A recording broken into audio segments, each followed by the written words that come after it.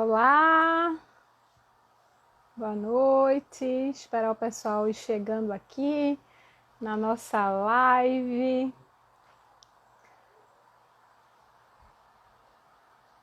Isso, as pessoas estão chegando. A nossa última live dessa temporada de lives do mês de maio. A gente está encerrando hoje, domingo 31. Depois de termos aqui 4 convidados de peso, assim, que conversaram sobre tantas questões que a gente está vivendo relacionada ao setor artístico, cultural. A gente hoje vai receber a Cláudia Leitão, do Observatório de Fortaleza, consultora em economia criativa, ex-secretária da Secretaria de Economia Criativa do extinto MINC. O pessoal está chegando aqui. Boa noite, Jorge. Carol Spinelli já está aqui. Cami Alves. Adriano Castro. Isso, gente. Vamos chegando aqui na live para a gente começar essa conversa maravilhosa. Eu sou Emanuela de Jesus, sou gestora da Creative-se Cultural.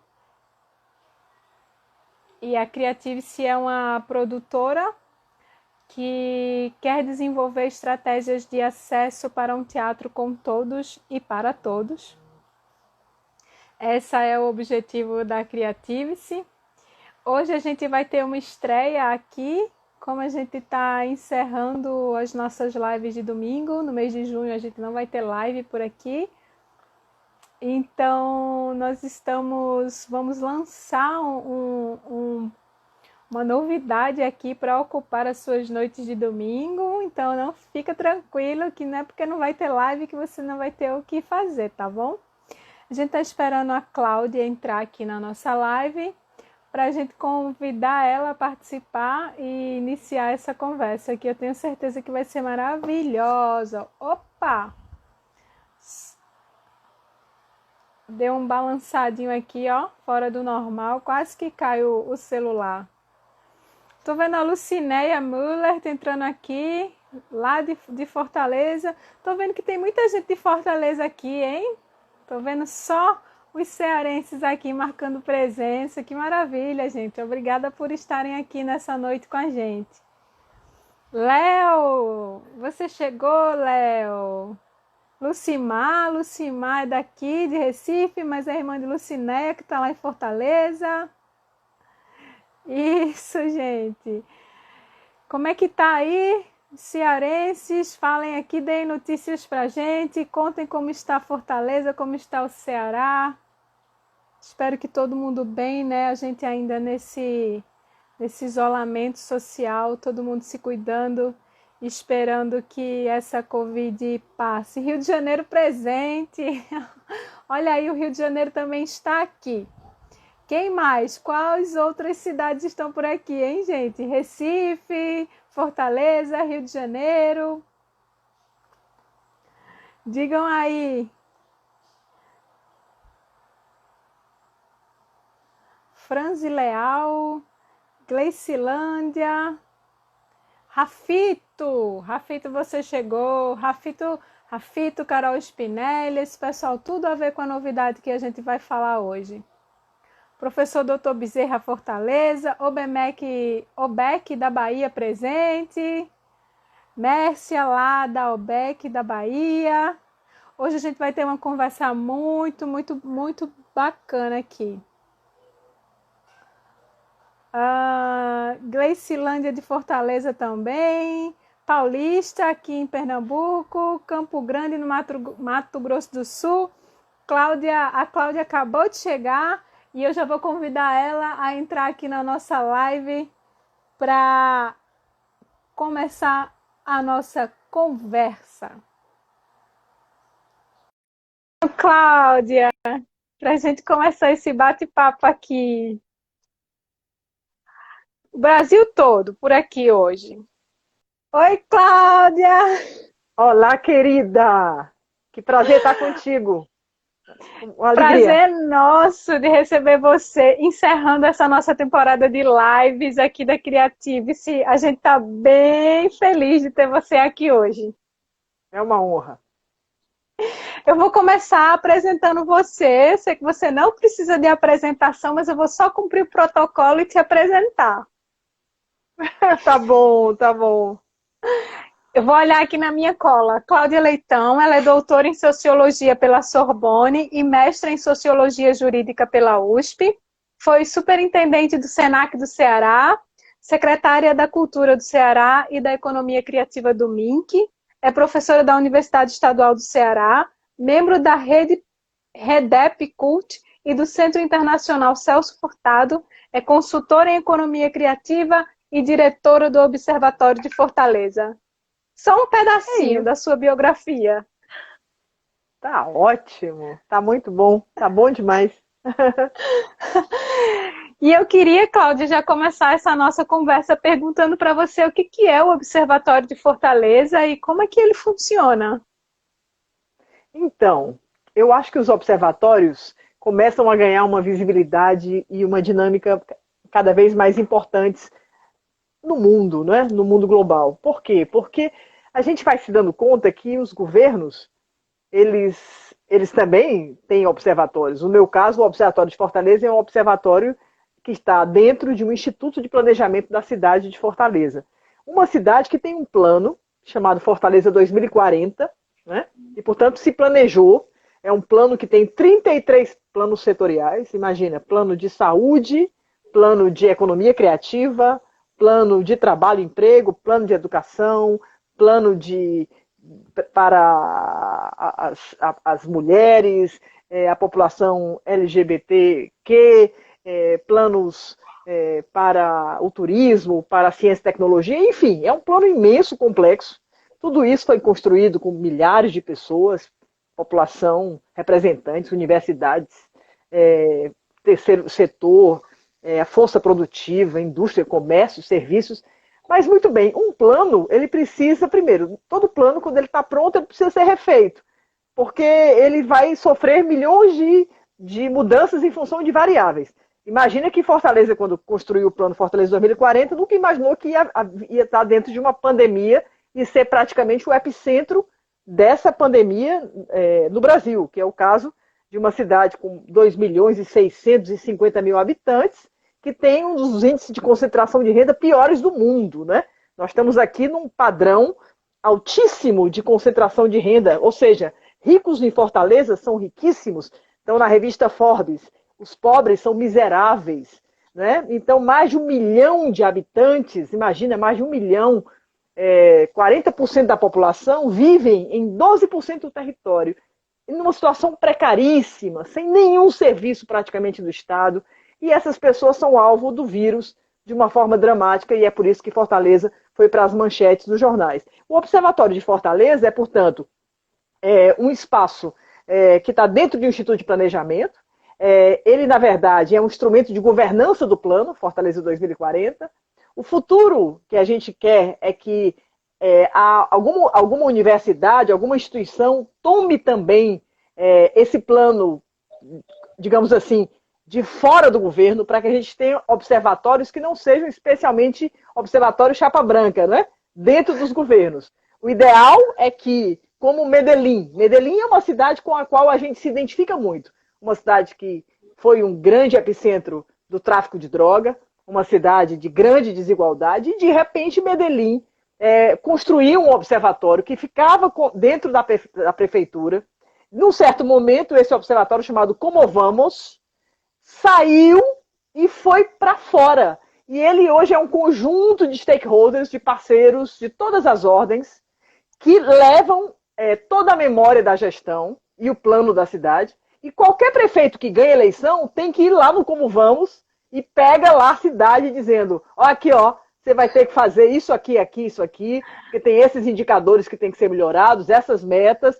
Então, o Como Vamos, depois ele virou uma franquia, e hoje existem vários observatórios no mundo, ao exemplo de Medellín. Nós aqui somos também parceiros de Medellín, então a gente ainda não tem esse braço do observatório do lado de fora, ele ainda está dentro da prefeitura, e o que a gente quer é que a sociedade, aos poucos, vá tomando conta desse monitoramento, porque é bom que a sociedade, cada vez mais, seja responsável pelo futuro, pelo seu próprio futuro. Esse protagonismo, essa governança, que eu acho que hoje é a palavra máxima, né? Participação social. Não dá para entregar isso só na mão de partido político, de governo, de secretaria, de gestor público. É preciso que a gente tome conta cada vez mais dos nossos destinos, né? Porque a gente vê a fragilidade dos governos, né? Para eles agirem e resolverem problemas. Basta ver aí a pandemia, basta Como ver a está sendo situação em que nós nos resolvida, né? encontramos. Difícil, né? Difícil. Ô, Cláudia, a gente tem feito algumas enquetes aqui durante a semana para a gente discutir questões que a gente tem pontuado nessas lives de domingo. E aí, uma dessas enquetes chamou muita atenção da gente, porque a gente perguntou assim: por que que a arte e a cultura é tão importante para uma sociedade? A gente teve uma visualização enorme dessa enquete, mas nenhuma resposta.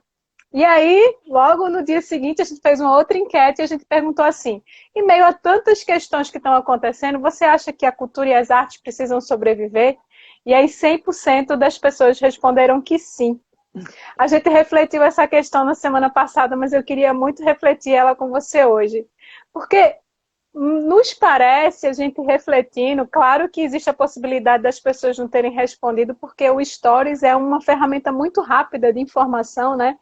Mas existe também uma outra possibilidade que nos parece também plausível. E aí eu já queria te perguntar: você acha que a nossa sociedade brasileira ela não foi educada para compreender o papel e o valor da cultura e das artes na manutenção e na construção dessa identidade social?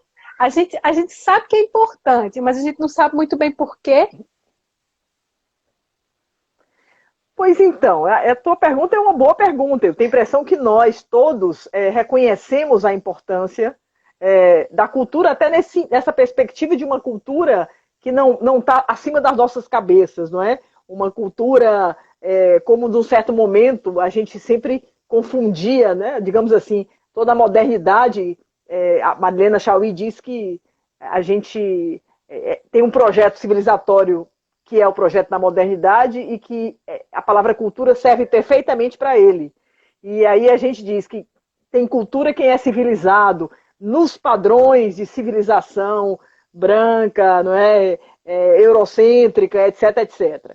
E então alguns têm cultura, outros não têm cultura. Então essa visão ainda percorre os imaginários das nossas elites, que ainda, quando eu fui secretária de Cultura do Ceará, eu ouvia muito isso. As pessoas me diziam, até com uma certa... Especialmente os letrados, alguns diziam assim, mas, puxa, deve ser difícil, né? Ser secretária de Cultura no Ceará, com pessoas tão sem cultura, não é? E eu dizia, eu acho que a senhora está enganada, a senhora não entendeu nada. Pelo contrário, eu acho que o meu estado tem uma imensa diversidade cultural. Agora, esse fazer cultural é invisível. Invisível porque ele não é reconhecido.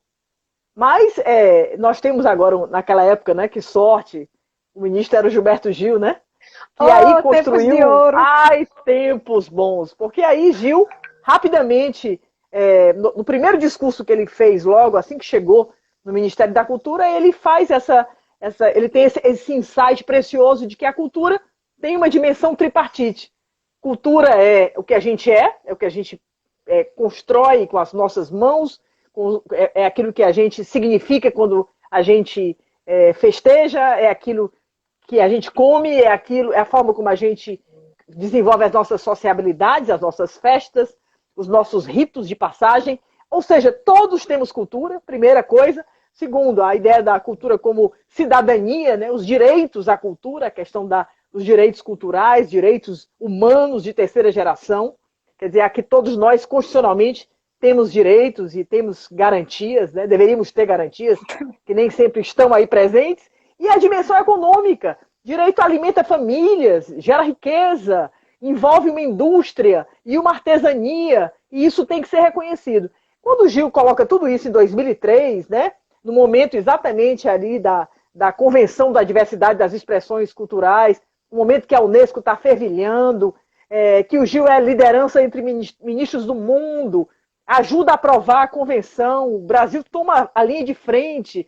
Naquele momento, era como se o Brasil fosse ser a grande liderança do Cone Sul, que ia construir, digamos assim, uma visão de cultura, né, enquanto desenvolvimento, né, sustentável.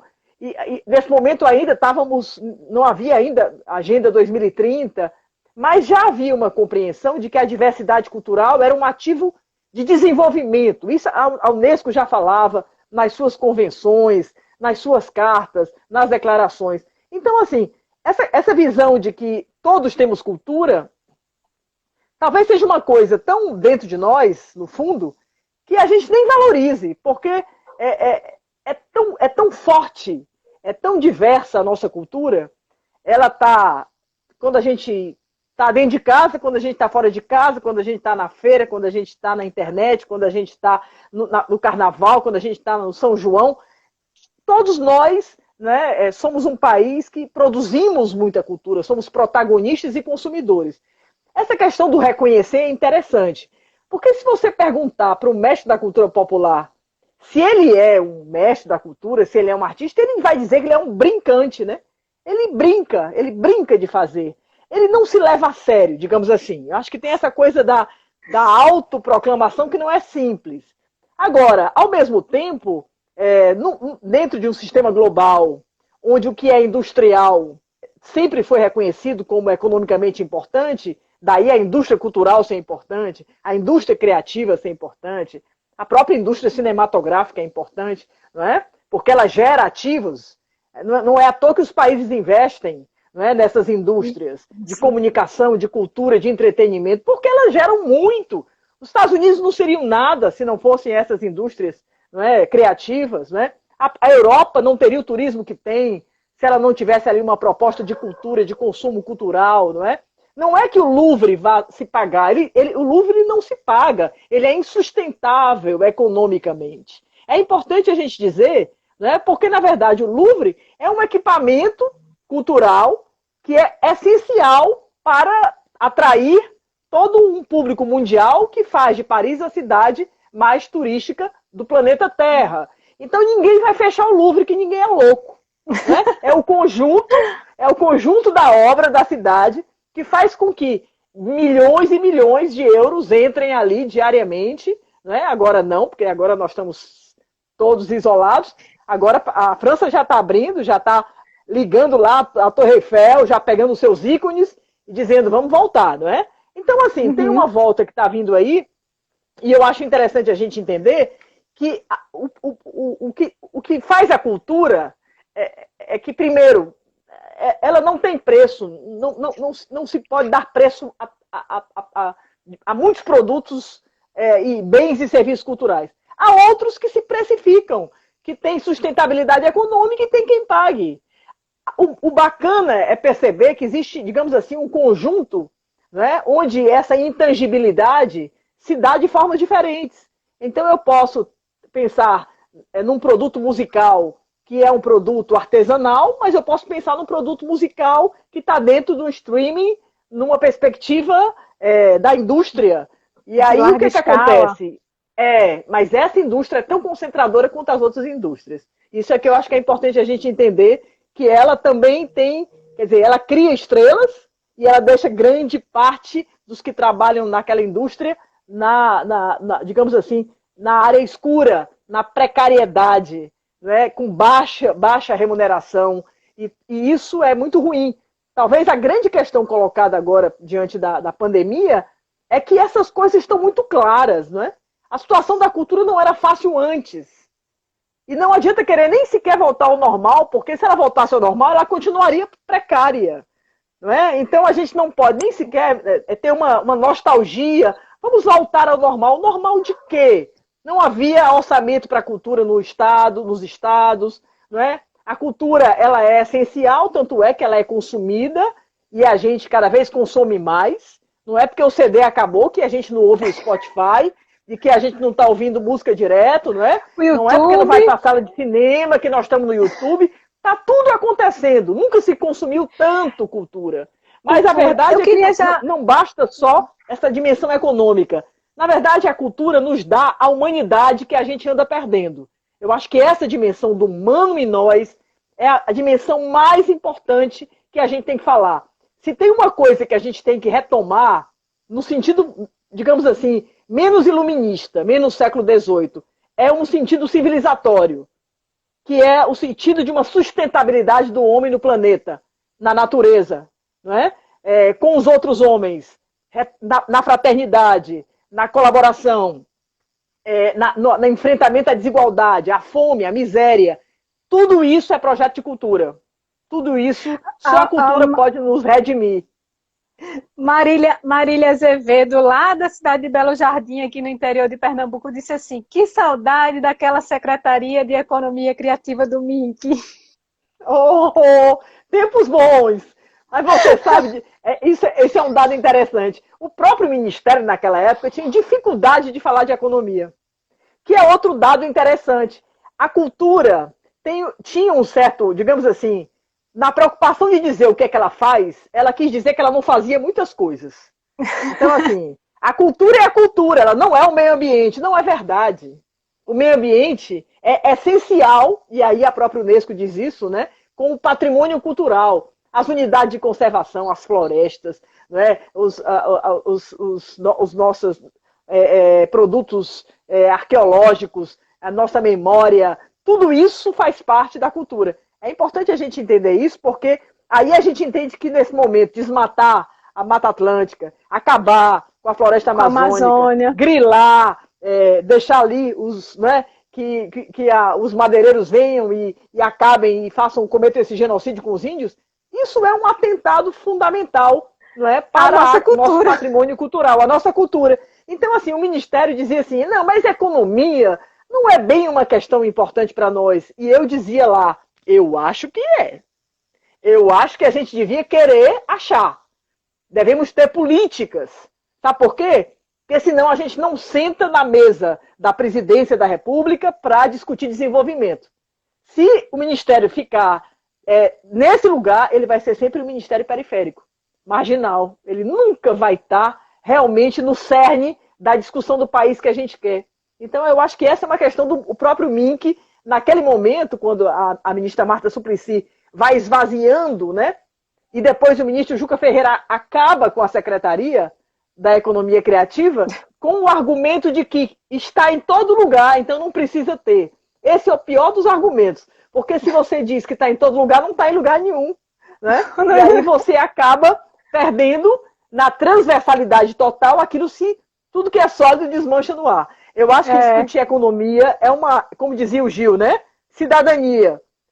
A visão da cultura como o que eu sou e o que eu faço. E a visão econômica, cultura é meu trabalho, eu acho que são 3 noções, assim, ideias, força, para a gente, espero que um dia retome o ministério, ganhe de volta uma institucionalidade, né? E continue lutando pela cultura. Você falou que a gente nunca consumiu tanta cultura como a gente está consumindo hoje. A gente fez uma outra enquete aqui durante a semana e a gente perguntou assim às pessoas: você acha que a cultura tem sido importante para a manutenção da saúde emocional das pessoas? E aí 100% das pessoas dizem que sim, a cultura tem mantido a sanidade emocional de muita gente, inclusive a minha. E aí eu fiquei pensando, nossa! E eu fiquei pensando na cultura nesse sentido de ser um setor essencial. Me parece que nessa crise desse coronavírus, a cultura é sim um dos setores essenciais. Mas eu te pergunto, Cláudia, sendo a cultura, sendo o setor artístico um setor essencial, a gente está vendo isso no nosso dia a dia, por que o poder público tem demorado tanto a acolher e a cuidar do setor artístico? A lei acabou de ser aprovada na Câmara dos Deputados, a Lei de Emergência Cultural ainda vai para o Senado e a gente já está há mais de 60 dias de isolamento social. E também porque que nós, sociedade civil, ainda temos tanta dificuldade de entender o artista como um profissional que vive daquele ofício dele.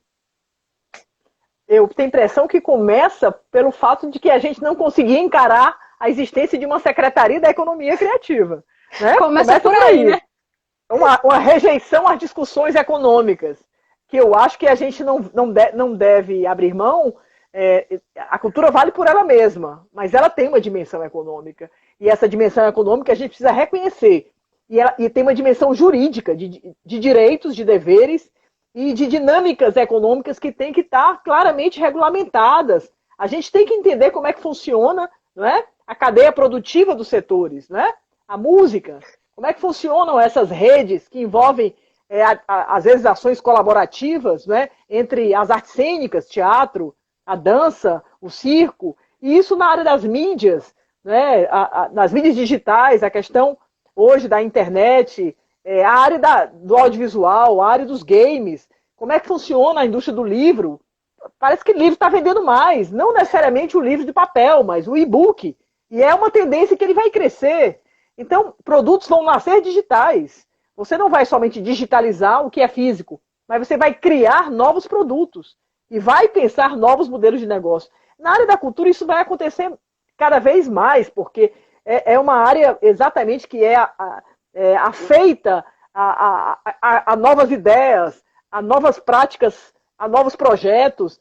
Quem trabalha com cultura, primeiro se vira, tem agilidade, tem capacidade de mudar planejamento a todo momento, e a desenhar cenários, né? Já vive sem capital de giro, não consegue crédito, não consegue ir num banco e pegar ali um dinheiro para poder tocar o seu negócio, vive precariamente, às vezes de edital, né? Às vezes de lei de incentivo.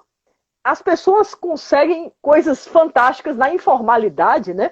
Quer dizer, são milhões de brasileiros trabalhando sem CNPJ, nem são microempreendedores individuais, que é uma coisa que está começando no Sebrae, os MEI, né? Ainda é um contingente assim, que ninguém vê, porque está debaixo da água, aí tem umas pontinhas do iceberg assim, que você vê para cima, mas a grande parte está submersa.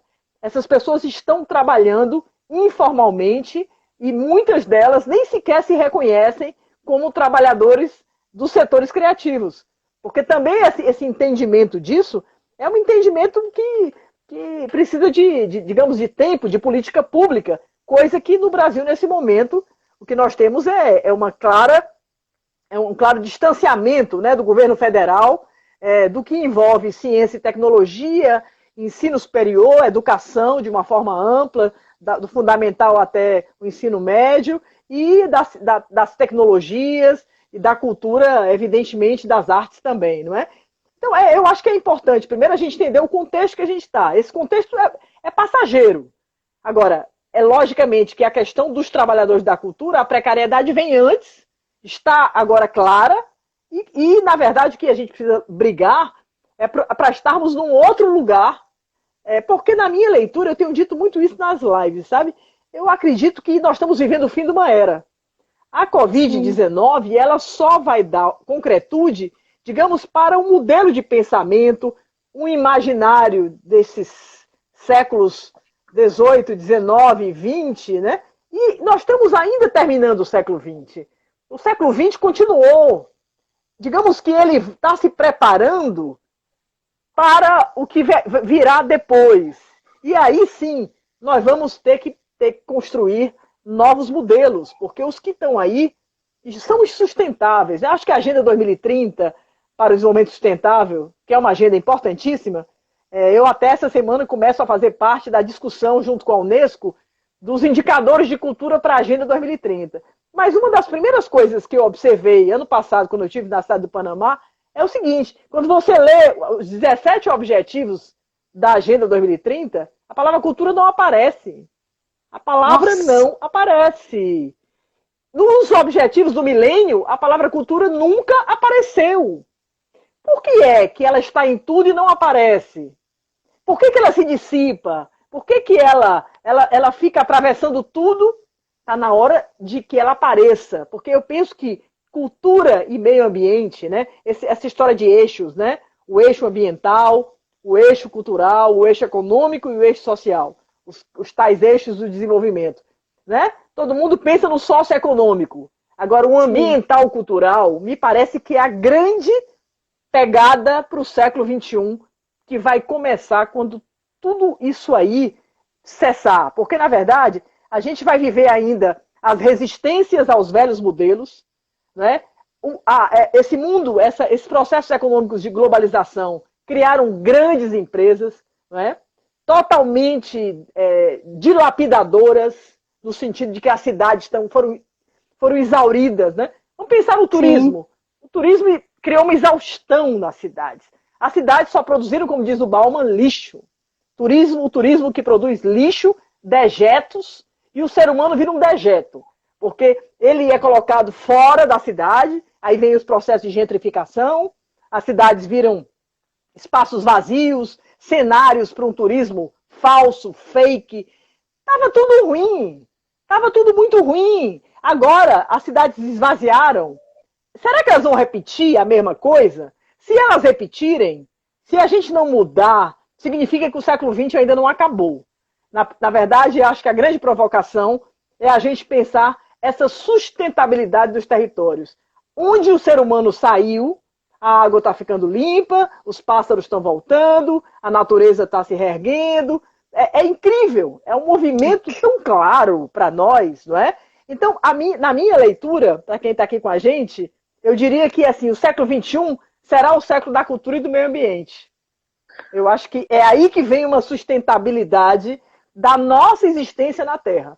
Porque a gente está arriscando também se extinguir, se a gente continuar mantendo essa mesma lógica concentradora, desigual, onde para ficarem 8 grandes grupos que contêm hoje a metade da riqueza da população do planeta.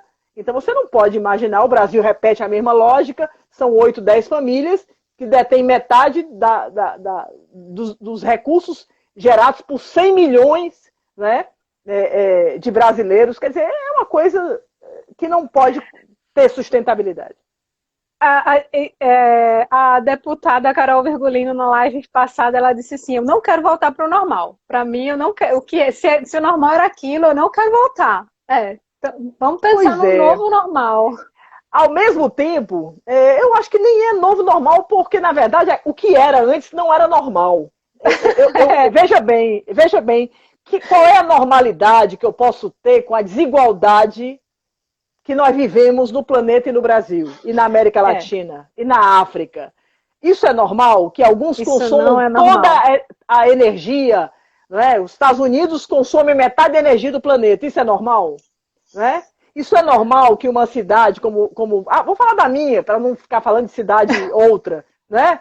Mas é uma cidade que foi tomada pela violência, pela droga, pelo tráfico, pelas gangues, né? Porque é uma cidade que, na verdade, não tem, e agora nós temos esse plano cuja essência dele, o Fortaleza 2040, é combater a desigualdade, é enfrentar a injustiça social da cidade.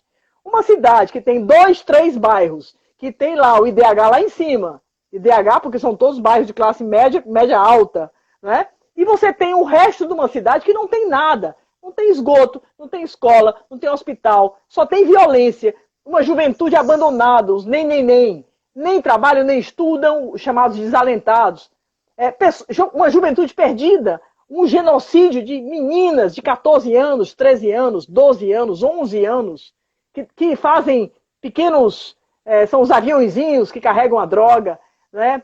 É uma chacina, é uma miséria.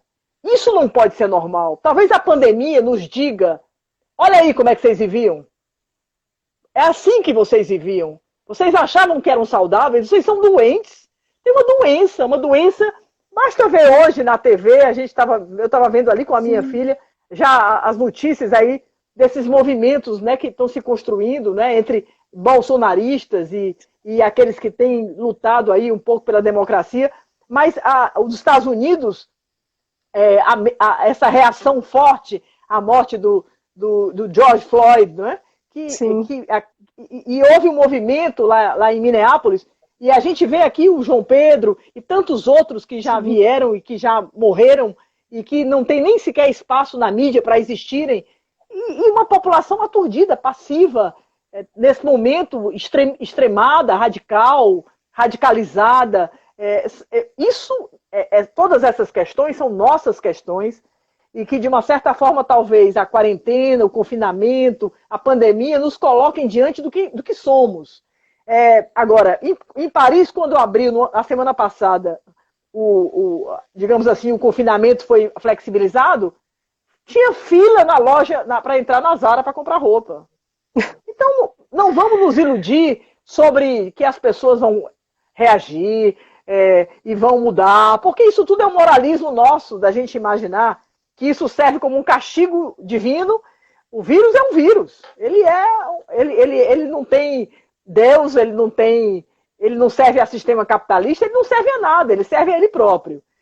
Nesse ponto, o Miyakoto tem falado também muito nas lives dele, que Miyakoto é biólogo, né? Além de ser um grande escritor maravilhoso, moçambicano, que a gente lê e que adora. Mas ele tem dito, olha, a gente precisa não criar um discurso moralista, porque esse consumismo, esse capitalismo estético, do hiperconsumo, né, desses espaços, por exemplo, eu fico pensando, 95% do que se vende num shopping, eu não tenho o menor interesse de comprar. O que tem num shopping que eu realmente preciso ter? Esse meu desejo, ele é construído e estimulado dentro da indústria da comunicação e me torna um indivíduo passivo, não é? Que consome como um rebanho, não é? É um gado que foi ali mecanizado e foram criados estímulos para que ele queira e deseje e sonhe com as mesmas compras, com o mesmo tipo de fruição, de consumo cultural, de consumo de uma forma geral. Então, eu considero que a gente não tem que achar normal nem o que era, nem será normal o que vem depois. Agora, bacana é entender que tem mudanças, sim. As mudanças essas são claras porque os tempos são incertos, né? As certezas se dissiparam. E aí a educação vai ser toda revista, porque nós temos um problema muito grave também com essa coisa da forma de conhecer o mundo, né? Nós conhecemos o mundo em gavetas que foram organizadas, né, a partir de uma perspectiva aristotélica de analisar, sintetizar, dividir o conhecimento, exatas de um lado, as humanas do outro. Sim. Perdemos a ideia do todo, como diz o Edgar Morin, perdemos a noção de que ciências e artes e humanas, isso não pode se separar. O ser humano tem que ter uma visão completa, não é? E a gente vai ter que ter uma nova escola. A gente está vendo que muitas das coisas que a gente fazia, a gente pode resolver também em casa. Então tem uma questão aí, quer dizer, a gente não vai mais poder fazer muita gambiarra digital. Tem uma questão de encarar, digamos assim, uma infraestrutura de banda larga. É preciso que a gente tenha uma qualidade de comunicação que pode se dar mesmo em casa e que a gente pode fazer coisas e produzir conhecimento sem ter que pegar um carro. Eu já não tenho um carro há muito tempo, eu não contribuo para a poluição da minha cidade. Mas eu acho que essas questões todas estão vindo. Novo modelo de trabalho, a questão da mobilidade nas cidades. As cidades não aguentam mais, as cidades estão extremamente, digamos, estressantes. Você passa horas e horas para ir trabalhar e horas para voltar. Isso lá é qualidade de vida, isso lá é bem viver. Ter saudade disso, eu não tenho saudade. Engraçado, eu não sei se é porque eu sou geminiana, mas assim, eu não tenho saudade dessa vida. E se essa pandemia nos coloca diante de alguns desafios profissionais, eu estou muito estimulada para pensar o novo. Eu acho que é um grande momento para quem trabalha com cultura, para quem é criativo, para quem tem vontade de inovar. É a hora da gente pensar como é que a gente pode fazer diferente. Sair da caixinha e propor novas ideias, e prototipar ideias, né? E criar novas formas de pensar. Eu penso também que a gente vai sair muito de uma lógica individual, cada vez mais deve caminhar para uma lógica do coletivo. Essa ideia da volta de um ethos comunitário, que vai ganhar, eu espero, no século XXI, de um ethos do individualismo possessivo. Eu e eu. Né? Eu acho que isso aí tem que perder em nome de uma visão mais coletiva. O Jorge Costa disse assim: a democracia só se estabelece quando a cultura é reconhecida como patrimônio. O Paulo Nano disse: cultura é o quarto elemento do desenvolvimento sustentável. E aí, muito comentário aqui, um olhar de esperança nessa fala, o pessoal falando da esperança de ouvir você falar. Ou seja, tem salvação.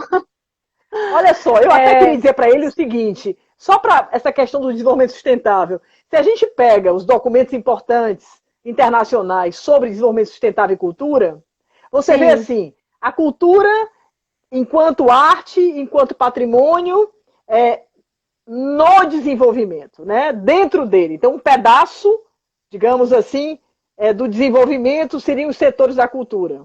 É uma visão, mas é uma visão limitada. Né? Então, pensar a cultura no desenvolvimento. Eu posso pensar a cultura para o desenvolvimento. E aí eu já tenho uma visão de dar qualidade ao desenvolvimento. Por exemplo, um desenvolvimento que trata a cultura como uma qualidade, será certamente um desenvolvimento diferente do Brasil, que é um país que só exporta minério, soja, laranja, carne de boi, e nós somos isso. É uma tristeza. Então, nós estamos longe, né, dessa visão do para. Agora, o pulo do gato, não é nem cultura no desenvolvimento sustentável, nem na cultura para o desenvolvimento sustentável, mas é a cultura como o próprio desenvolvimento sustentável. Aí você coloca a cultura no lugar que é ela que é o a priori, que decide as prioridades do planeta, as prioridades dos continentes, dos países, das cidades, dos bairros, das ruas, da vida. Né? É quando você percebe que o homem tem limite. Eu preciso respeitar espaços que não são só meus. Aí eu acho que o Edgar Morin dá uma aula, porque ele diz assim, a gente está precisando de cosmólogos, mundiólogos, pessoas que pensem o planeta. Né? Não adianta ser só especialista em economia, especialista em tecnologia da informação, especialista em medicina, não. Você tem que pensar alguém que pense, né, essa conjunção onde o homem deve viver e deve viver bem. Isso, quanto mais consumo, menos feliz eu sou. Quanto mais eu recebo informação, fake news, indústria da comunicação, mais desinformado, mais ignorante eu sou.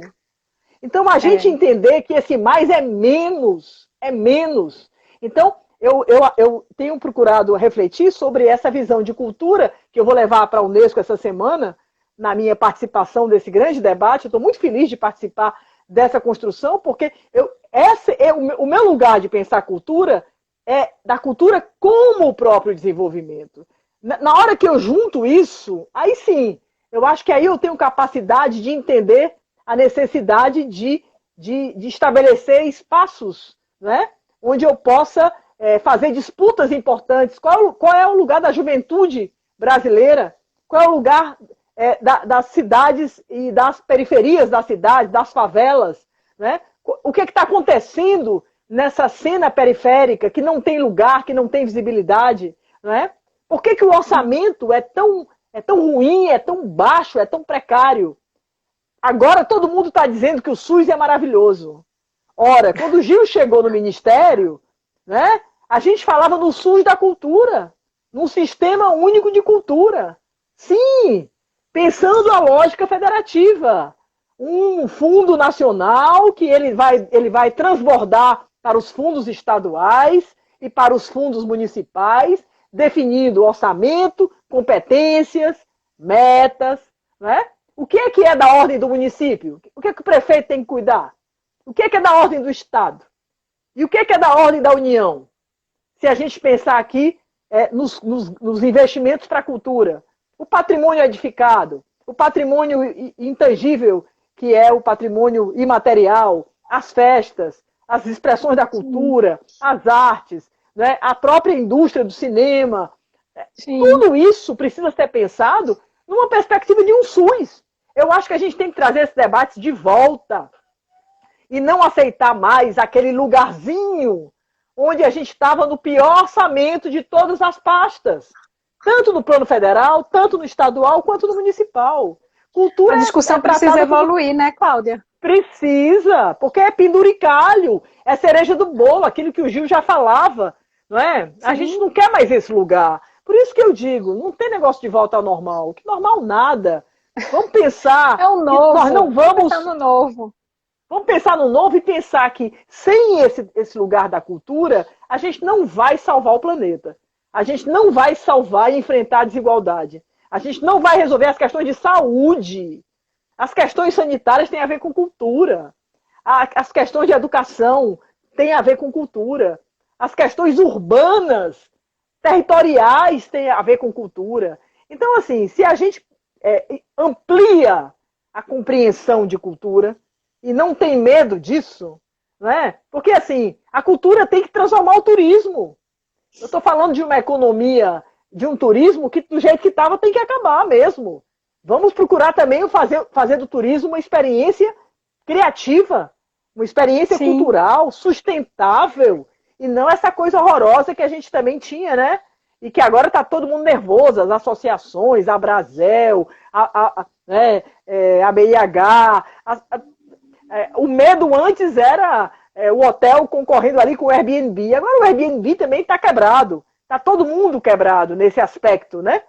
É começar uma outra coisa, com outro modelo mental, talvez, né?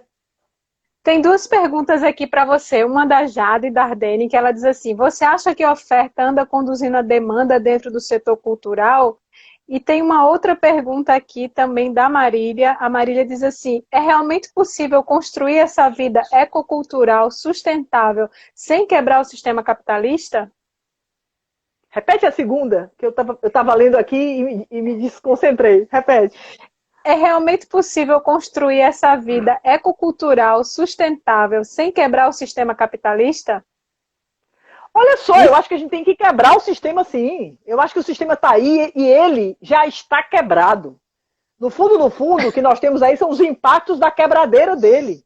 Então, os grandes grupos, os grandes resorts, os grandes conglomerados, né, eles estão aí lutando para se manter, não é? Mas o impacto de tudo que está acontecendo no planeta nesse momento também é imenso para eles. O sistema capitalista, tal como ele se construiu e da forma em que ele foi avançando, digamos assim, prestigiando e protagonizando cada vez mais a invisibilidade de milhões, né, em favor de muito poucos, né, do acesso a muito poucos, essa equação ela não tem saída. Talvez a gente precise mesmo assumir. Eu não vejo, e a minha fala não é romântica, eu não estou aqui querendo agradar vocês, não. É porque se a gente analisar os números, se a gente analisar a própria situação, digamos assim, das grandes empresas, da forma como elas se construíram, elas também estão com as pernas rotas. Há uma vulnerabilidade que está ficando muito clara. Eu penso que essa mudança de mentalidade, veja bem, é muito importante a gente entender que a cultura é esse conjunto de valores onde uma sociedade bebe num tempo histórico. O que está aí é porque culturalmente está funcionando. O que é cultural não quer dizer que é bom. Pelo contrário, o cultural representa o sentido dos valores e dos imaginários de um certo período. Agora, essa cultura ela é dinâmica. O que vale num certo momento vai caindo, vai perdendo, e outros valores vêm e outras crenças se colocam. Quem vem na frente anunciando tudo são as artes. Essas são terríveis, perigosíssimas, porque essas muito são indomáveis, insubmissas, essas não querem saber de Trump, de Bolsonaro. Essas vão, sem censura, elas sempre estarão na frente. Né? Agora, a cultura, ela representa o mainstream. Ela representa o que está aí. E evidentemente que o que está aí está exatamente perdendo força simbólica. Nós estamos vivendo, eu repito, os estertores, né? O período final, os últimos movimentos de uma tendência não é, que, na verdade, fez muito mal à sustentabilidade dos territórios, fez muito mal, não é, às relações trabalhistas, fez muito mal as relações culturais, políticas, econômicas. Nós precisamos falar de uma economia política, né? Da cultura, né? Significa que a gente tem que entender que nessa lógica da indústria, da concentração, o que é que muda? A indústria da moda, ela é melhor do que a indústria de carro? Não é. Ela é poluidora, né? Ela é concentradora. É a segunda maior indústria que polui, não é? No mundo, é a indústria da moda. Trabalho precário. Então, assim, não vamos ter ilusão, né, de que quando a gente fala de indústrias criativas, nós estamos falando de um mundo maravilhoso. Não! É o mesmo capitalismo estético que o Lipovetsky fala sempre, né, quando ele diz, essa época, essas últimas décadas, esse hiperconsumo tomou um tamanho tão imenso, né, e as pessoas foram, digamos assim, em nome de um projeto de felicidade, elas foram se confundindo com departamentos de marketing, né? Onde eu vou procurando e é uma coisa sem fim. Eu não sacio a minha fome porque eu não tenho educação capaz, inclusive, de me dizer, né, o que é um bom produto e um mau produto. Eu não tenho discernimento. Eu sou invadido e eu viro um consumidor passivo, alienado, num mundo de fetichismo mesmo, né? Em que os objetos viram tudo, né? Viram senhores, e nós viramos, assim, nós é que somos consumidos pelos objetos, né? Então, assim, esse modelo aí, eu acho que ele está em franca decomposição. E eu espero que a gente consiga reverter tudo isso, né? Aí o resto é futurologia, eu não posso dizer o que vai acontecer. Mas eu percebo que o movimento está ficando muito claro. O que está acontecendo hoje nos Estados Unidos, o que está acontecendo hoje no Brasil, nesses grandes países, né? A própria China, né? Parece muito claro, né? Que a poluição, que a vida é infernal nas cidades, né? Que essa aposta no consumo como digamos assim, o indicador de desenvolvimento é um fracasso. A gente está encaminhando aqui para o finalzinho da nossa live. Aí tem uma pergunta que eu quero deixar para o final, mas antes eu quero fazer uns agradecimentos. Queria agradecer a todo mundo que passou por aqui nessas 4 lives de domingo. Rodrigo Dourado, professor aqui da UFPE, a Tânia Farias, do Oi Nós aqui Travês, lá do Rio Grande do Sul, a Galeana Brasil, do Itaú Cultural, a Carol Vergulino, co-deputadas da Mandata Coletiva aqui juntas, e agradecer você, Cláudia, por estar encerrando essa temporada assim de forma tão maravilhosa. Um monte de gente dizendo assim, essa live vai ficar gravada, essa live vai ficar gravada, minha gente, vai ficar aqui no nosso feed para vocês assistirem quantas vezes vocês quiserem. E dizer para vocês que hoje a gente tem um lançamento aqui na Creativice, então depois que acabar a live da Cláudia, eu vou fazer uma live surpresa para contar para vocês o que é que vai rolar aqui no próximo domingo. Então, acabou a live, não sai, a gente vai abrir uma live assim surpresa rapidinho, só para a gente contar o lançamento que vai ter aqui para o próximo domingo, tá bom? E aí, Cláudia, queria perguntar para você, para a gente encerrar essa conversa assim maravilhosa. Você acha que a criatividade ela vai ser a grande moeda do futuro? Olha, eu acho que a criatividade, na história do homem, ela foi essencial para todas as transformações, não é? A curiosidade, a adversidade que leva você a ser criativo. Porque a criatividade também ela é fruto da necessidade. Se eu tenho necessidades de comer, necessidade de me vestir, uma hora eu vou criar uma fricção e vou criar o fogo, e isso vai mudar nos meus instrumentos, e eu vou ter tecnologias que vão me ajudar a avançar numa vida de maior qualidade, e assim é a história da humanidade, né? Eu penso que a criatividade ela é essencial. Agora, é muito importante a gente entender que a gente acabou ligando criatividade diretamente a uma inovação na visão schumpeteriana, não é? Quer dizer, a criatividade é a antessala da inovação, que é de um produto que vai atender ao mercado. Nós precisamos pensar além da lógica do mercado. Quando a gente fala de cultura, a gente precisa pensar numa criatividade e numa inovação, que é exatamente naquela perspectiva que alguém falou.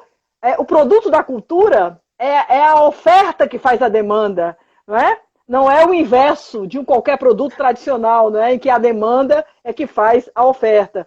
Ou seja, se eu leio um livro, eu posso virar um bibliófilo, não é? Se eu vi um filme que mudou a minha vida, eu posso virar um cinéfilo enlouquecido.